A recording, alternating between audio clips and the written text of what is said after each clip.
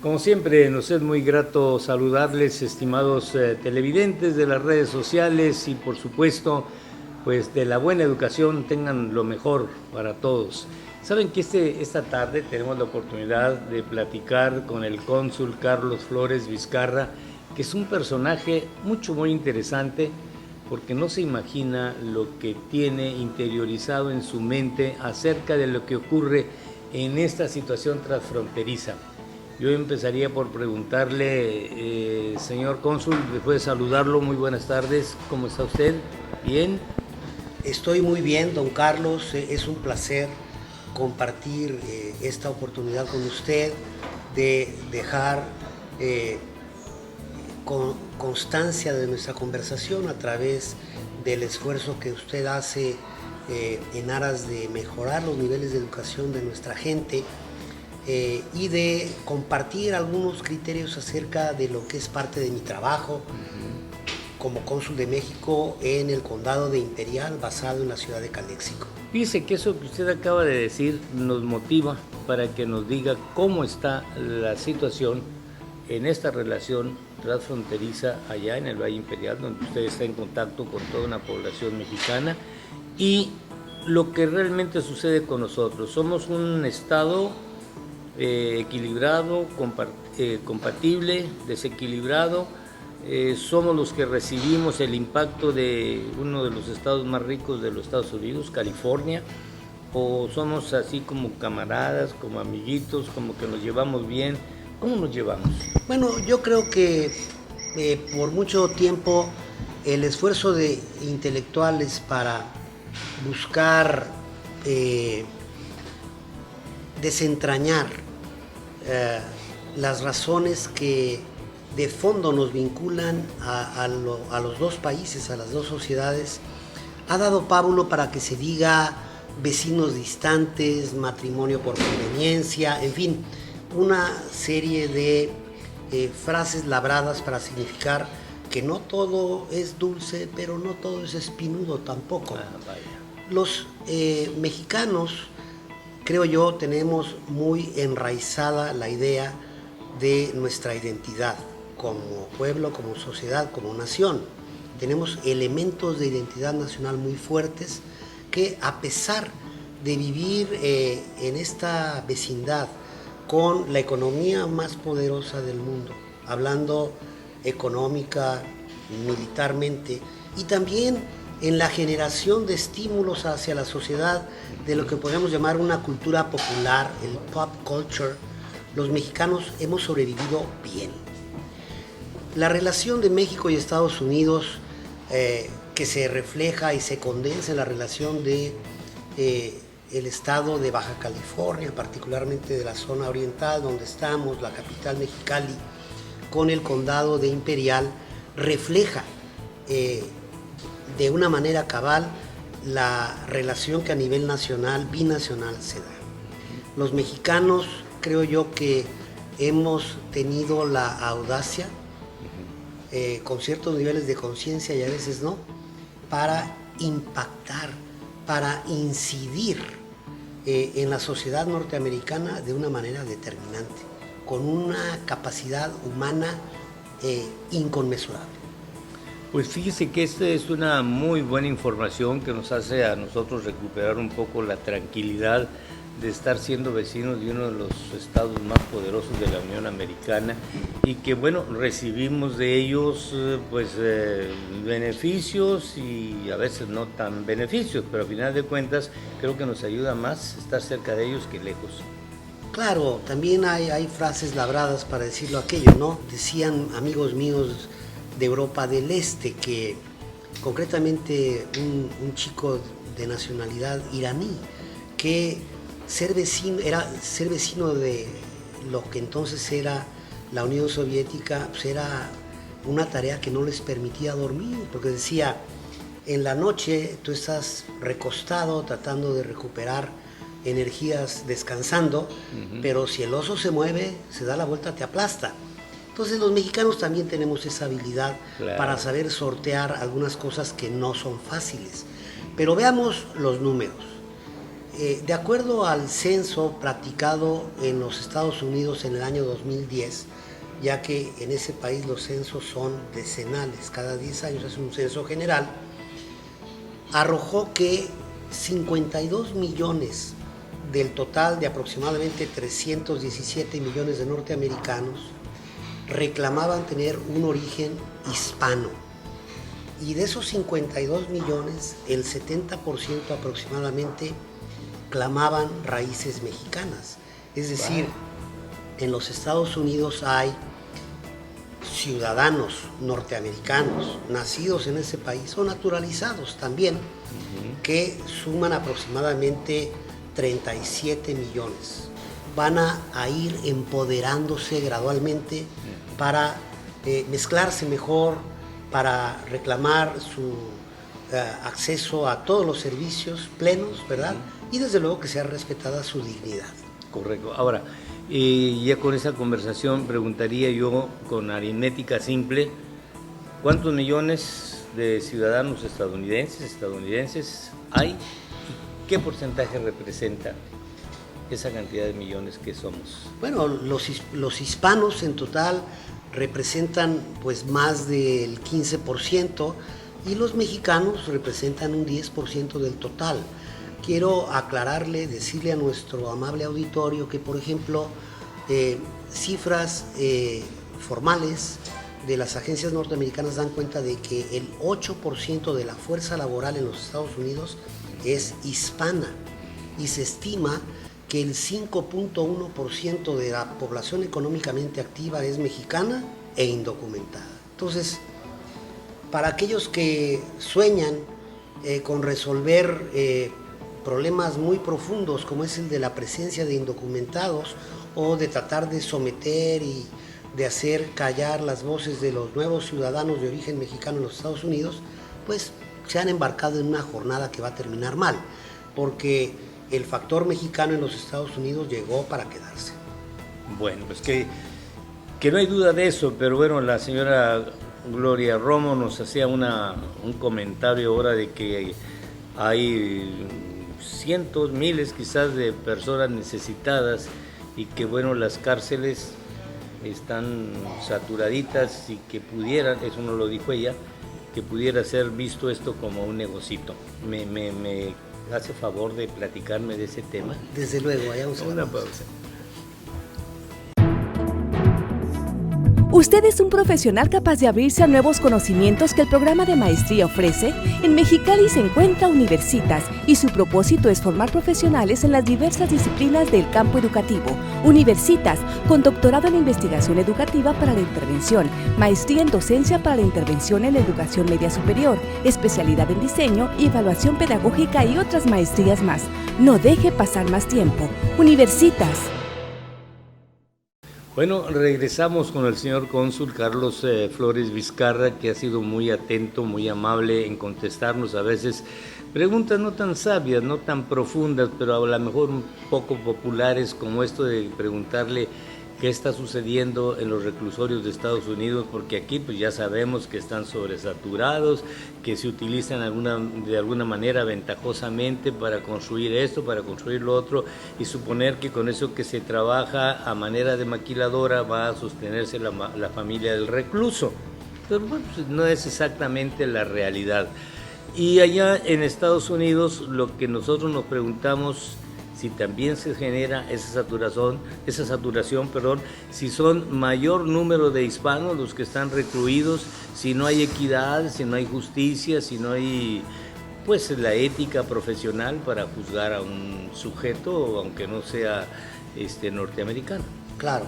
Bueno, cada país tiene su andamiaje institucional y legal para determinar cómo se penaliza a quienes violan las leyes de la tierra, como dicen allá, y cómo estas gentes compurgan su pena con la privación de la libertad. Es bueno aclarar que en Estados Unidos existe una agencia federal que maneja prisiones de carácter federal, son administradas por el mismo gobierno norteamericano.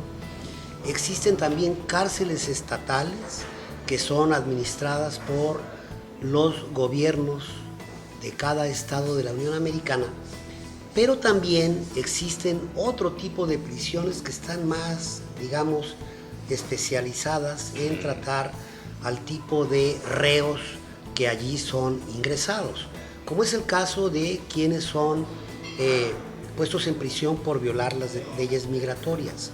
Cuando alguien es ingresado a una prisión por faltas a la ley migratoria, si estas son menores, generalmente va a ir a una prisión condal, a la prisión del condado, o a uno de los centros de detención de las agencias que tienen por encargo constitucional el control de la migración indocumentada, que son el llamado ICE, la gente lo conoce como la migra, como es también la patrulla fronteriza, y como es también la agencia de aduanas y protección de la frontera.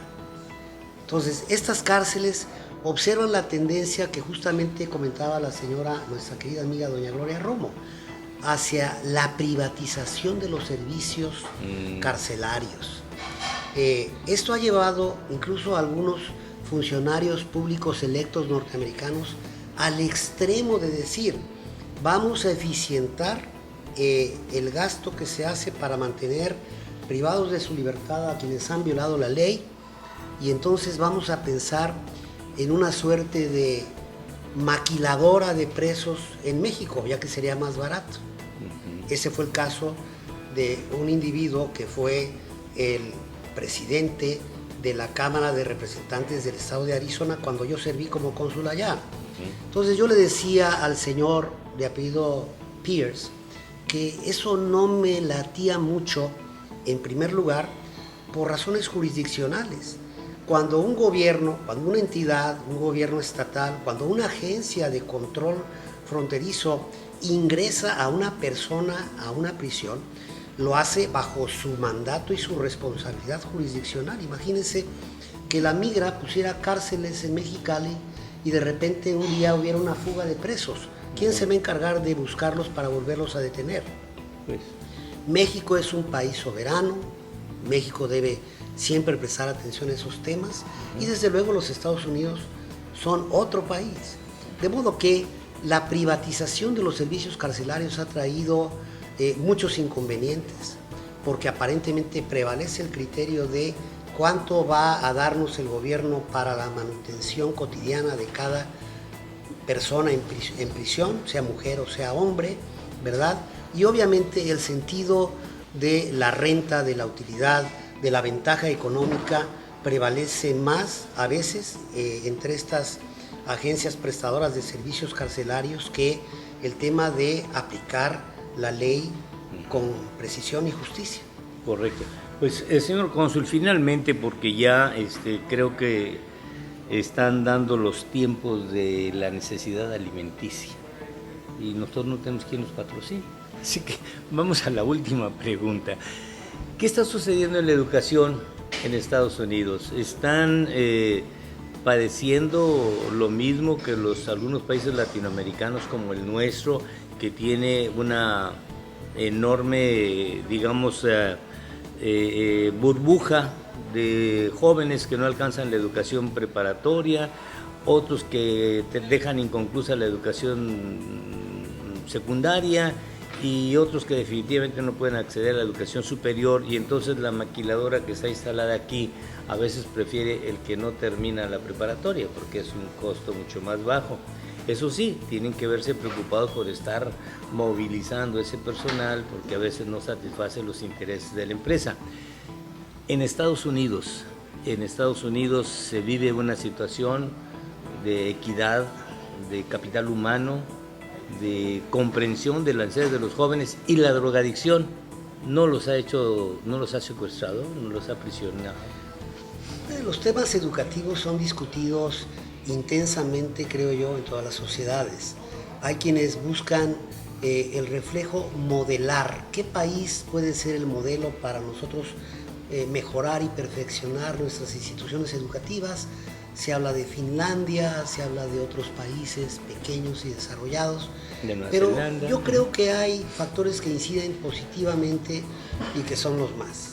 Yo creo que la liberación, la revolución de la información que estamos viviendo, quienes tenemos acceso a, digamos, los bienes de la tecnología, la revolución tecnológica y la información, tenemos un horizonte amplísimo para ser más autodidactas que nunca. A veces, oprimiendo unos botones, podemos recibir la respuesta que décadas atrás pensaba el alumno hacerle el cuestionamiento a la profesora o al profesor en el aula.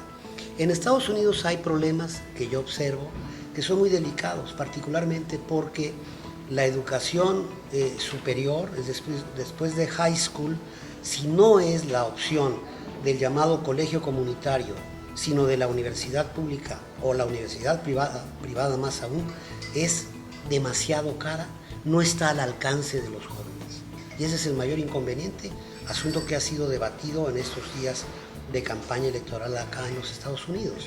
Y por otro lado, yo creo que México también tiene el problema de que nosotros hemos experimentado una declinación en la calidad de la educación pública, en parte por el arribo masivo de una generación de mexicanos que es producto de un crecimiento demográfico que no pudo empezar a apaciguarse sino hasta en los años 70, fines de los 70 y años 80. Estamos viendo las consecuencias de un crecimiento apresurado, acelerado, de aquellos segmentos de la población que necesitaban ser educados.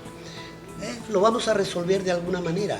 Hay un planteamiento muy serio por parte del Ejecutivo mexicano para que la reforma educativa persiga también la excelencia, que asigne responsabilidades serias tanto a las instituciones públicas, a las instituciones privadas, pero sobre todo al magisterio, y hacer más consciente a las familias de que sin duda alguna el mayor bien social, el mayor bien que abona en el patrimonio social de un individuo es su buena educación.